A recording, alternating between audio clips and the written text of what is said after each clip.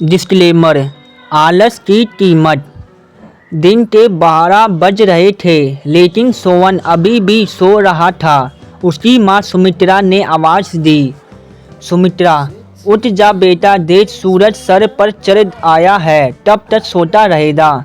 लेकिन सोवन पर कोई असर नहीं हुआ। वह चादर से मुंह ढक कर दोबारा सो गया।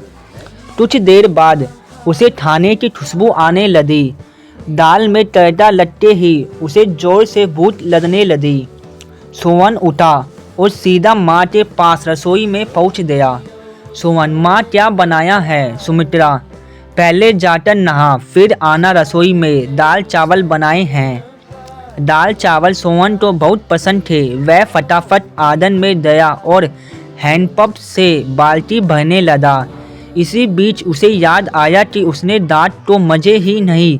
उसने फटाफट मंजन लेकर दांतों को रगड़ लिया और मंदा साबुन लेकर बैठ गया नहाने। जल्दी से नहाकर कपड़े पहनकर रसोई में पहुंच गया। तब तक खाना तैयार हो चुका था। माँ ने खाना परोस दिया। खाना बहुत ही स्वादिष्ट बना था।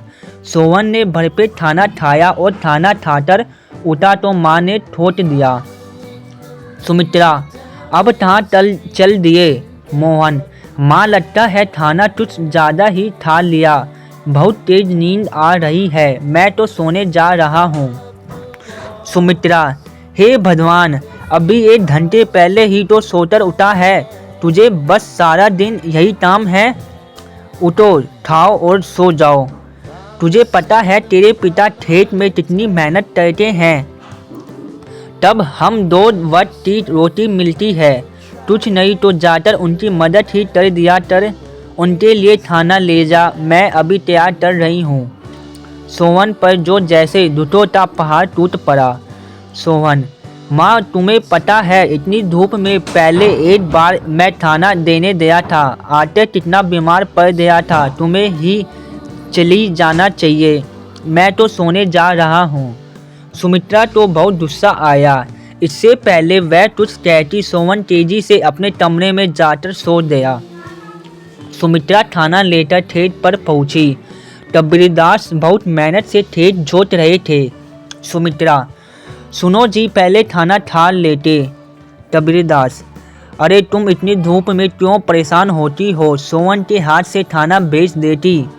सुमित्रा, हमारे तो भाग्य ही फूटे गए हैं। ऐसा आलसी बेटा मिला है, बस खाता है और सो जाता है। भगवान जाने इस लड़के का क्या होगा।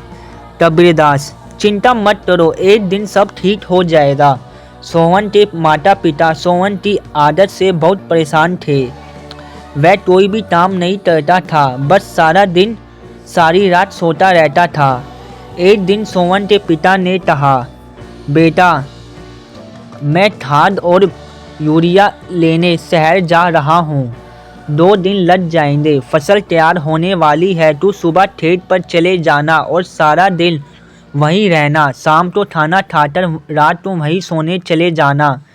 कहीं कोई जानवर खेत में ना घुस आए या कोई और हमारी फसल को नुकसान ना पहुँचा दे। सोवन, पिताजी, मुझसे ये सब नहीं हो पाएगा, आप माँ तो बोल दीजिए। कबीरदास, नालायक, खेत की देखभाल आदमियों का काम होता है। अगर मुझे पता लगा तू खेत पर नहीं गया या फसल को नुकसान हो गया तो तेरी खैर नहीं।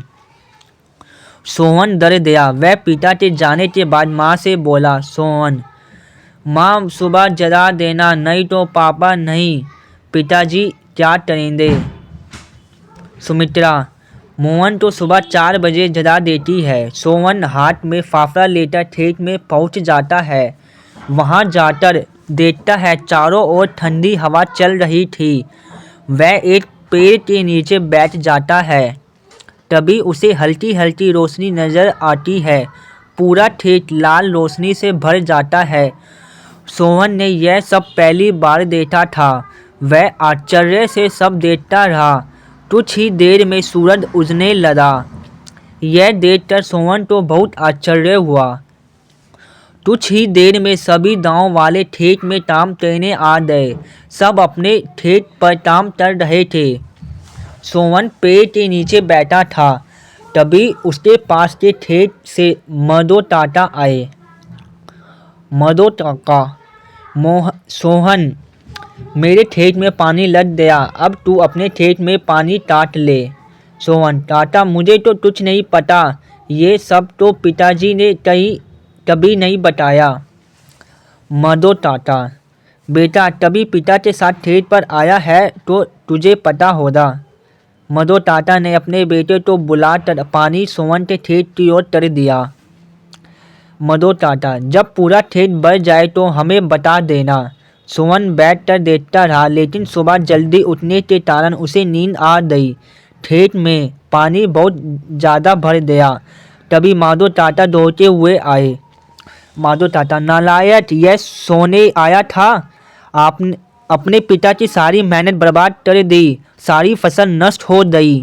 सोहन हड़बड़ा कर उठा। उसका खेत पानी से लबालब भरा हुआ था। मधो टाटा ने जल्दी से पानी दूसरी ओर टाटा, लेकिन तब तक बहुत देर हो चुकी थी। लगभग आधी फसल खराब हो चुकी थी। सोहन, टाटा, अब कुछ नहीं हो सकता क्या? माधो टाटा, नहीं बेटा, तैयार फसल का ध्यान बच्चे की तरह रखना पड़ता है। समय से पानी देना, खाद देना, जानवरों से बचाना, इसलिए हम दिन रात खेत पर रहते हैं। अब तो भगवान ही मालिक है। सोहन पेड़ के नीचे बैठा रोता रहा। दोपहर तो सुमित्रा खाना लेकर आई। उसे सब पता लगा तो उसने भी सोहन को बहुत डांटा। शाम तो सोहन घर नहीं आया, ना ही उसने खाना खाया। उसकी भूख प्यास नींद सब उड़ चुकी थी। अगले दिन जब कबीरदास घर वापस आए तो उसने सोहन के बारे में पूछा। सुमित्रा ने सारी बात बता दी। कबीरदास सब छोड़कर दौड़ते हुए शेर पर पहुँचे।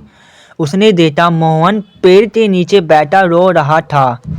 आधी फसल खराब हो चुकी थी।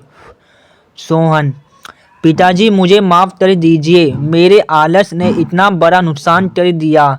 आप चाहे तो मुझे पीट लीजिए। कबीरदास, नहीं, तुझे मारने से फसल ठीक नहीं होगी। वादा कर, आज के बाद कभी आलस नहीं करेगा। चल, अब घर चल, वहीं बात करेंगे। दोनों घर आ जाते हैं।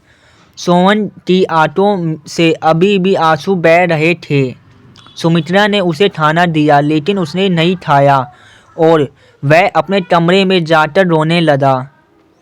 सुमित्रा, जी अब क्या होगा, आधी फसल तो बर्बाद हो गई। कबीरदास, सुमित्रा, कोई घाटे का सौदा नहीं है, आधी फसल देकर अगर बेटा सुधर गया तो यही काफ़ी है।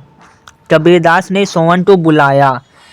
कबीरदास, बेटा अब तो नुकसान होना था तो हो गया, अब हमें कल से आधे खेत की फसल उतार कर दोबारा बोनी होगी। सोहन, पिताजी आप बाकी आधे खेत में खाद यूरिया लगाकर उसे काटने का इंतजाम कीजिए, मैं इस बार अकेले काम करना चाहता हूँ। अगले दिन सुबह 4 बजे सोहन अपने पिता के साथ खेत पर पहुँच गया और पिता के बताए अनुसार खेत पर काम करने लगा। 4 महीने कठिन परिश्रम करने के बाद नई फसल कुछ बढ़ती हुई दिखाई देने लगी। सोहन अब एक क्रमस्थ मेहनती इंसान बन चुका था। वीडियो पे हाइप कर देना।